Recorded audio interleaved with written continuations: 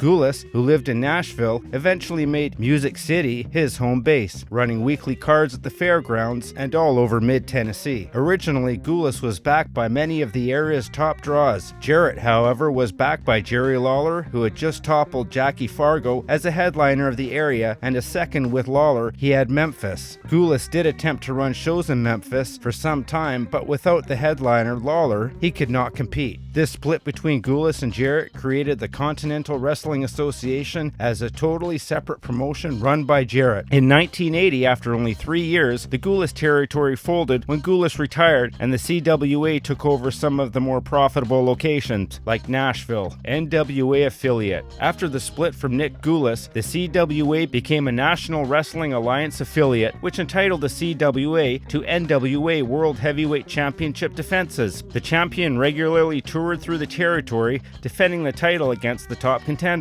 The main title of the CWA was the Southern Heavyweight title, which is nominally sanctioned by the NWA into 1978, or the AWA beginning in 1978. The cornerstone of the CWA was the weekly Monday night shows from the Mid-South Coliseum in Memphis, where the cards regularly drew full houses. These shows were repeated in some form weekly at Louisville and Nashville on Saturday nights, having 3 major shows in all 3 cities and an additional shows through other towns in Kentucky, Tennessee, Arkansas, Missouri, and northern Alabama provided significant profits into the early 1990s. These shows showcased a series of wrestlers as they made their way through the Memphis territory, including Hulk Hogan, Harley Race, Terry Funk, Jack Briscoe, and even Ric Flair. The biggest run of the promotion was the Jerry Lawler-Jimmy Hart feud, which lasted throughout the early 1980s. Jimmy Hart's first family included dozens of wrestlers who Hart had brought into the face of Lawler. Included in this list were the Iron Sheik, the Dream Machine, the Nightmares, Eddie Gilbert, Ken Patera, Jesse Ventura, Hulk Hogan, Bugsy McGraw, Kevin Sullivan, Bobby Eaton, Killer Tim Brooks, and Paul Ellering. The feud ended when Hart was signed by the World Wrestling Federation in 1985, and Lawler won a match against Eddie Gilbert in which the stipulation was Hart was to leave the territory.